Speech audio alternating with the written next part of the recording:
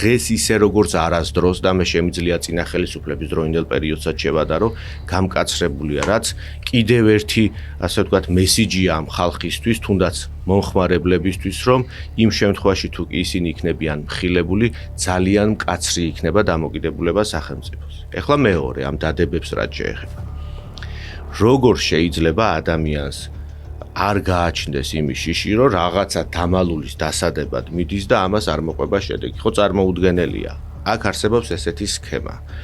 ეს ასე ვთქვათ, ზედა საფეხურზე მდგომი, ზედა იერარქიაზე მდგომი რეალიზატორები, ეგრეთ წოდებული შემომტანები, კონკრეტულ თანხას უხდიან კონკრეტულ პირებს თითო ლოკაციაზე განთავსებისთვის. აი პირობითად არ ვიცი 50 ლარიდან ალბათ $50-მდე გააჩნია.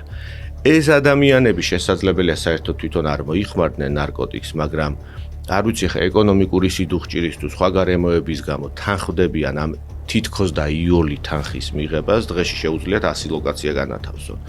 და ადამიანის ფსიქიკა იმგვარად არის მოწყობილი, რომ ერთხელ თუ არ გამოიჭირეს, მეორე თუ არ გამოიჭირეს, ყურადღება დუმდება და ფიქრობს, რომ ვერც მეხუთედ ვერ დააკავებენ. ყველას აკავებენ აბსოლუტურად. ადრე თუ გვიან ნებისმიერი მსგავსი ეგრეთ წოდებული დამდები ხდება ციხეში. შემდეგ ესენი იწყებენ თანამშრომლობას მთავარ რეალიზატორებს. ეხლა გადავიდეთ უშუალოდ ამ ამღებს, ეგრეთ წოდებულ ამღებებს, ხო? როგორც კი შენს ხელში, შენს ტანსაცმელში, არ ვიცი, ავტომანქანაში, შენს ბინაში აღმოჩნდება ნარკოტიკული საშუალება და მithumetes თუ არსებობს იმის მტკიცებულებაც, რომ ეს შენ მოიპოვე, ავტომატურად გედავებიან შეძენა შენახვას, ანუ ამის აღება გულისხმობს შენახვას. თუნდაც აჩუქო მეზობელს ან მეგობარს, ესეც უკვე არის, ასე ვთქვათ, აბსოლუტურად სხვა შემადგენლობა. გასაღებას რაც შეეხება როგორც წესი ამ კატეგორიის ხალხს, უფრო ედავებიან ხოლმე დახმარებას გასაღებაში, მაგრამ სანქციის კუთხით ძალიან დიდი ლავირება, ეხა 16 წლიდან გააჩნია რაოდენობას 20 წლამდე ან უადო თავისუფლების აღკვეთა, თუმცა ეხა შვება ვერც 16 წელი ვერ იქნება.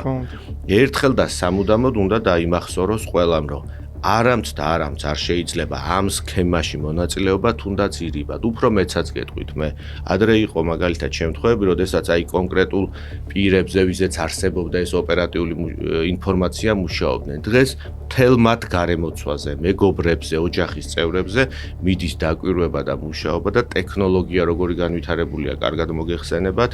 ვიღაცებს რო სჯერათ, რომ ეხა რომელიღაც აპლიკაციით დარეკეს და არ მოусმენენ, ესე მარტივად არ არის ეს საქმე.